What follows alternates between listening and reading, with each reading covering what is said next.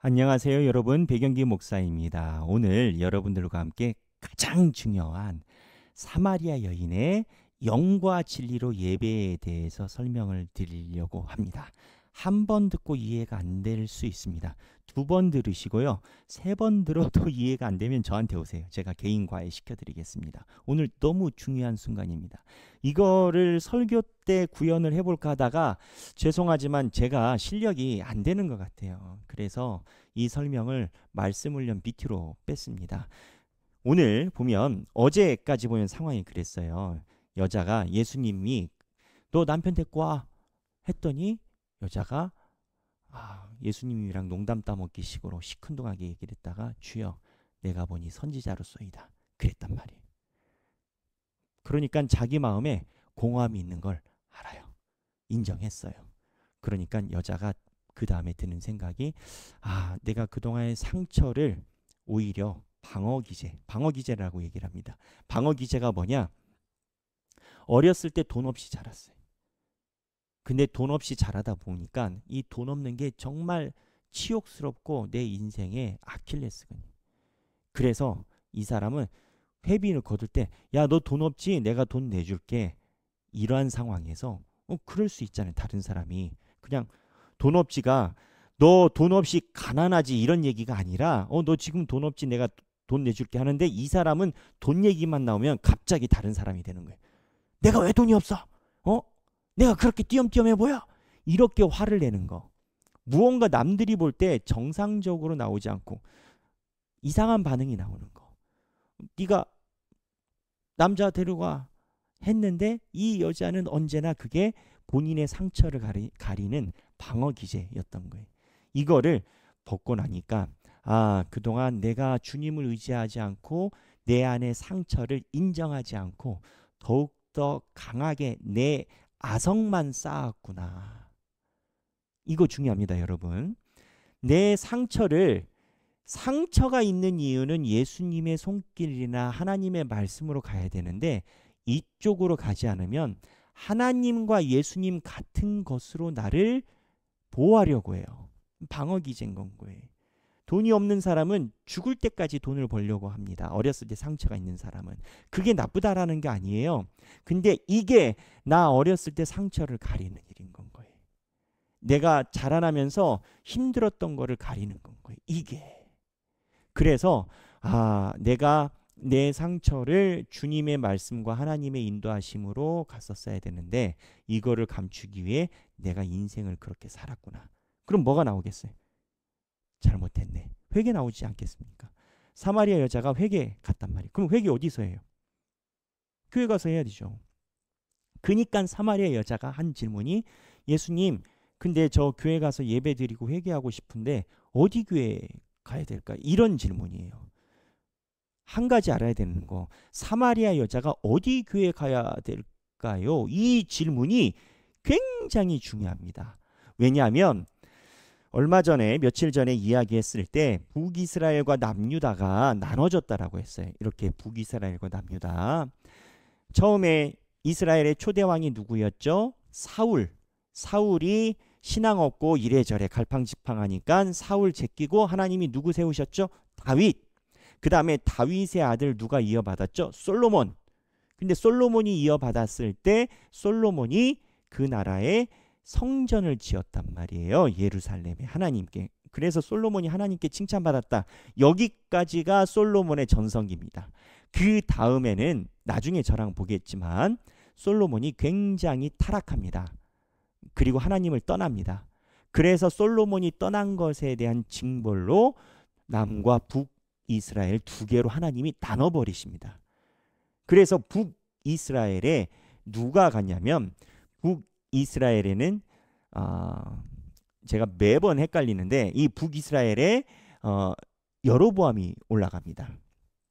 북이스라엘이 르호보암인가요? 제가 갑자기 헷갈립니다. 여하튼 북이스라엘이 올라가는데 이 북이스라엘과 남과 나눠질 때 북이스라엘에 문제가 있었습니다. 그 문제가 뭐냐면 남과 북으로 나눠지니까 예루살렘이 여기 있거든요.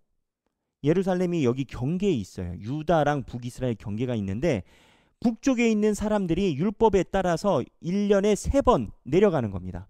1년에 3번 내려가서 이 예루살렘에서 예배를 드리고 와요. 그러니까 북이스라엘에 있는 왕들이 신경이 쓰이는 거예요. 그래서 여기에 베델 근처에다가, 베델이 여기에 있습니다. 베델 근처에다가 여기다가 산당 하나를 만들어 가지고 여기서 예배 드리면 된다라고 얘기를 해요. 베델에다가. 그러니까는 산당이 베델에다가 만들어 놓고 여기서 예배 드리면 된다 하고 남유다를 못 내려가게 해요. 이게 우상신 문제인 겁니다. 우상신 문제인데 나중에는 시간이 흐르면서 이 예배 처소에 대해서 북이스라엘에 있는 사람들이 이쪽 남쪽에 있는 유다에 있는 예루살렘을 견제하기 위해서 자기들이 생각한 신학적인 성소를 얘기를 합니다. 그게 어디냐면 세겜하고 그림심산, 세겜 지역, 세겜이라고 하면 광주 광역시예요. 그리고 그림심산 에발산이면 남구 북구 정도 되는 거예요. 세겜 지역이 넓고 그 안에 그림심산과 에발산이 있는데 이 그림심산에서 예배를 드려야 된다라고 북쪽에 있는 사람들이 주장을 해요. 이 주장에 근거가 있어요. 자, 그러면 다시 이 근거에 문제가 됐었던 파트를 보도록 하겠습니다. 이걸 보면 오늘 사마리아 여자가 어디서 예배를 드려요? 라고 물어봤잖아요. 어디서 예배를 드려야 맞을까요? 예루살렘 성전? 예루살렘에 솔로몬 성전이 있으니까. 근데 예수님이 그렇게 얘기 안 했거든요. 그리고 북쪽에 있는 사마리아? 그렇게 얘기 안 했어요. 근데 예수님이 갑자기 영과 진리로 예배하면 그곳에 내가 있다라고 얘기해요. 예수님이 솔로몬의 성전하고 하나님이 축복하신 성전을 부인하고 계실까요? 아니에요. 이 성전이 어디에서 성전에 예배를 드려야 될까? 이거의 처음에 출발이 어디냐면 모세오경입니다.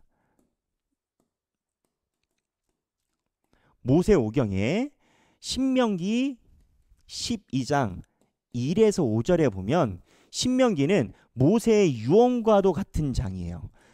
모세가 앞으로 모세가 십계명 받았잖아요. 너희가 앞으로 예배 드리면은 택하신 그곳에서 예배를 드려야 된다라고 신명기 12장 1에서 5절에 얘기를 해요. 여기서 택하신 그곳을 이야기를 해요. 그럼 모세가 이 얘기를 할 때가 언제냐? 기원전 1445년 경으로 추정을 합니다. 예수님 오시기 전에. 이때 율법을 받아가지고 예배 처소가 어디냐? 성막이 움직여 다니지만 나중에 우리가 가나안 땅에 들어가면 예배 처소니까 어디냐? 할 때 택하신 그곳이라고 얘기를 해요. 성막에서 왜 예배 처소 이야기가 나오냐? 이 성막은 언젠가는 가나안 땅에 들어갈 거거든요. 그러니까 모세오경 받았을 때 들어갔을 때 예배 처소가 어디냐 할 때 모세가 택하신 그곳이라고 신명기에서 얘기를 해요. 뭐가 문제냐? 장소 이름이 없어. 장소 이름이. 그러니까 모세 이후에 이 택하신 그곳이 어디냐라고 추정하기 시작을 해요. 그러다가 열왕기상 6장에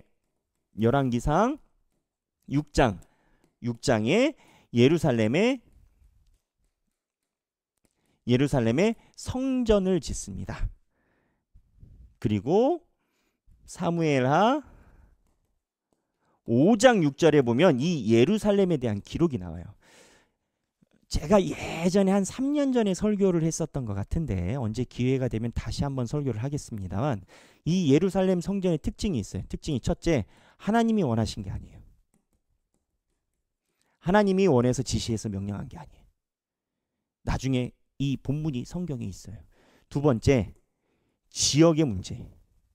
예루살렘이 어디냐? 우리는 예루살렘을 좋게 생각을 하잖아요. 저도 좋게 생각을 해요. 예루살렘. 근데 예루살렘이 여기예요.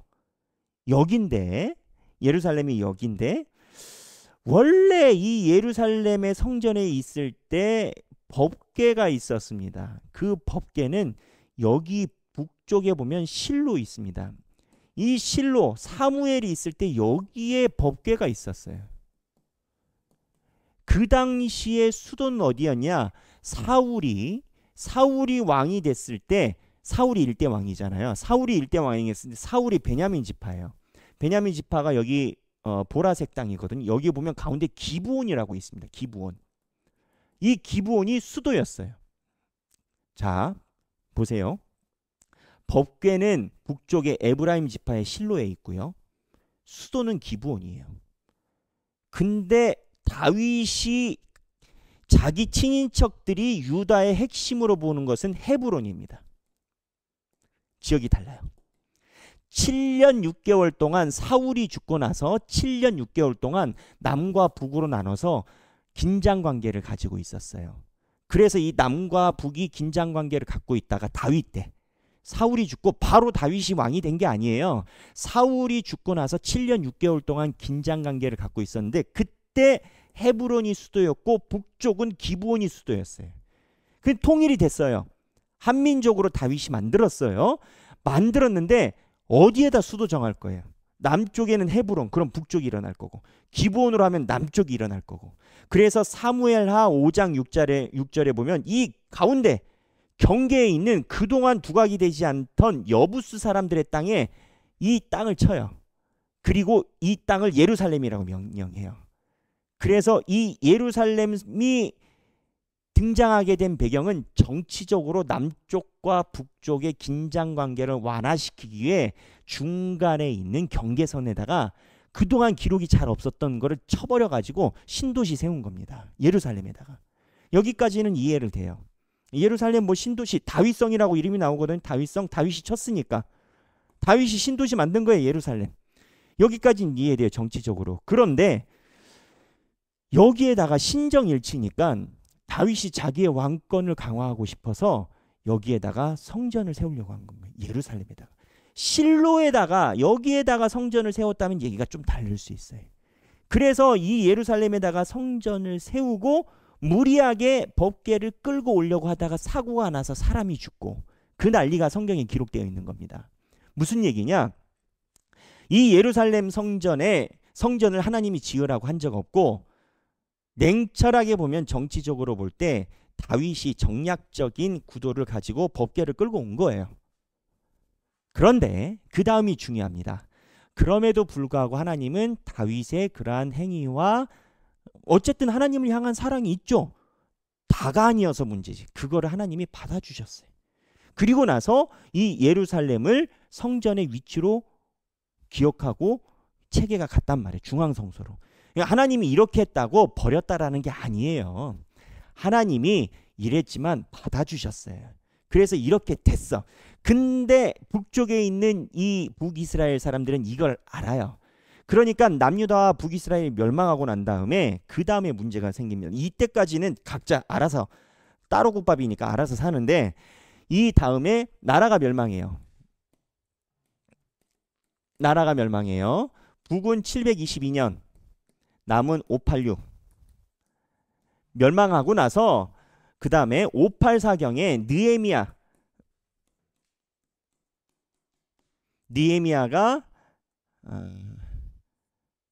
느헤미야가 멸망하고 나서 다시 성전을 세우려고 합니다. 이게 한 5세기 정도 됩니다. 느헤미야 본문 아시죠? 그러니까는 나라가 다 멸망을 했어요. 그런데 느헤미야 때 멸망한 곳에 와서 성전을 세울 권한을 왕한테 받은 거예요. 그래서 성전을 세우려고 했어요. 그때 느헤미야만 돌아온 게 아니라 북쪽에 살던 사람들도 있었어요. 북쪽에 있는 사람들 중에 안 잡혀간 사람들. 요쪽에 이 세력들이 있을 거 아니에요. 느헤미야 있을 거 아니에요.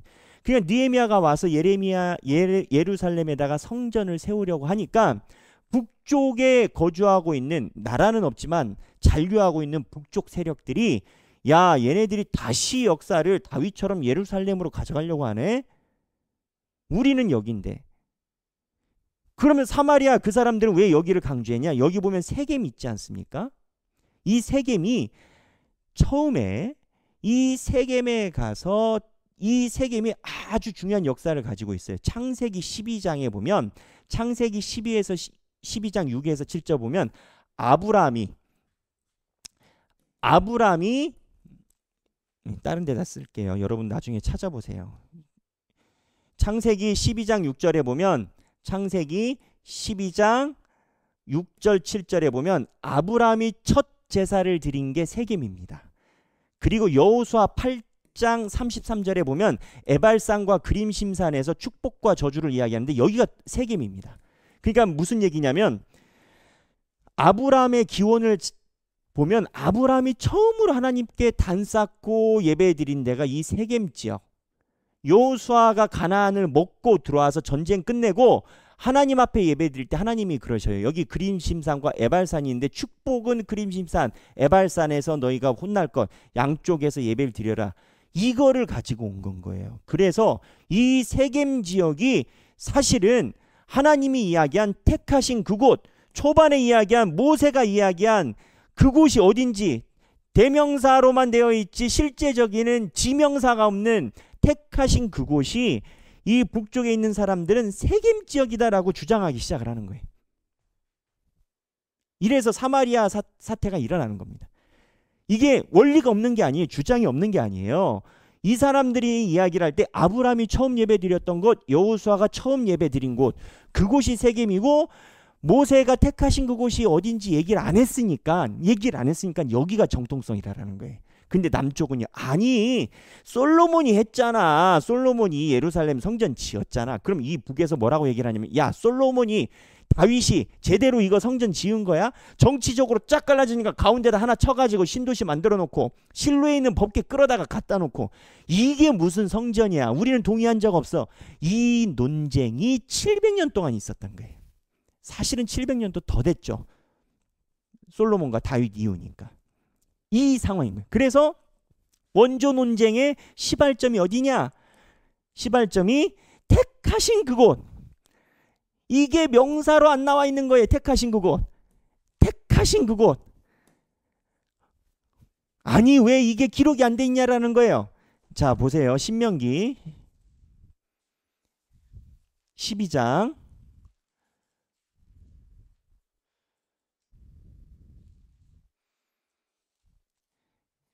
5절에 보면 오직 너희의 여호와 너희의 하나님 여호와께서 자기의 이름을 두시려고 너희 모든 지파 중에서 택하신 곳인 그 계실 곳으로 찾아 나와 가서 택하신 그곳이 어딘지 안 찍어주셨어요. 알렉산더가 죽을 때 자기 후계자가 누군지 얘기 안 하니까 4개로 쪼개졌잖아요. 이 사단이 있는 겁니다. 근데 이제 제 견지는 그렇습니다. 저와 같이 공부하고 있는 서재덕 목사님 견지는 그렇습니다. 지금 이 사마리아 쪽이 나중에 예수님께 알지 못하는 것을 예배한다라고 얘기를 들어요. 유대인들은 아는 것을 예배한다고. 이 차이가 뭐냐? 사마리아 사람들은요. 자기네들의 명분을 위해서 이거를 조합하다 보니까 이방신들의 관습까지 다 포용을 한 겁니다. 그 예배가 종교다원주의가 되고 목적을 잃은 예배가 됐어요. 주장을 위한 주장. 그리고 남쪽에 있는 예루살렘에 있는 사람들은 그들도 물론 주장을 위한 주장이 같죠. 예루살렘에 대해서. 하지만 남쪽에 있는 사람들은 그 안에 하나님이 인정해준 솔로몬 성전 봉헌식이 있어요. 그래도 남쪽에 있는 사람은 하나님과 교감과 인준이 있어요. 그래서 사마리아 사람들은 하나님의 인준이 없는 상태에 그게 맞다라고 주장하니까 알지 못하는 걸 예배를 하는 거고, 남쪽의 유다 사람들은 잘했다라는 게 아니에요. 하지만 하나님의 인준이 그래도 유대인들은 있다라는 거예요. 예수님이 이 얘기를 한 건 거예요. 너희나 개찐 도찐인데 그래도 남유다 사람들은 성전 봉헌식하고 하나님한테 공증받았잖아. 하나님이 공증해줬으면 북쪽에 있는 애들 말 들어야지. 이제 이런 개념인 거예요. 그런데 예수님의 포인트는 예루살렘이다, 사마리아다, 이쪽 포인트가 아니에요. 어디냐? 택하신 그곳이. 이 택하신 그곳이 예수님의 주장에 의하면 어디냐? 그게 결국 우여곡절 끝에 예수인 거예요. 예수의 몸인 거예요. 성경을 볼 때 결국 모세오경에서 모세가 택하신 그곳 대명사가 없었던 이유가 예수님이 말할 때 그 이유가 있었다라는 거예요. 이 땅에 있는 장소를 이야기를 하는 것이 아니라 바로 예수 그리스도가 그 성전이 된다라는 그 신비를 가져가기 위해서 신명기 12장에 이게 기록이 안 돼 있다라는, 그게 누구냐? 바로 예수. 그래서 이 예수가 몸이어서 예배를 드릴 때 이게 성전인지 아닌지 어떻게 구분하느냐? 구분해야 될 거 아니에요. 영과 진리. 이렇게 된 거예요. 그러니까 우리가 성령과, 진리는 예수 그리스도의 말씀입니다.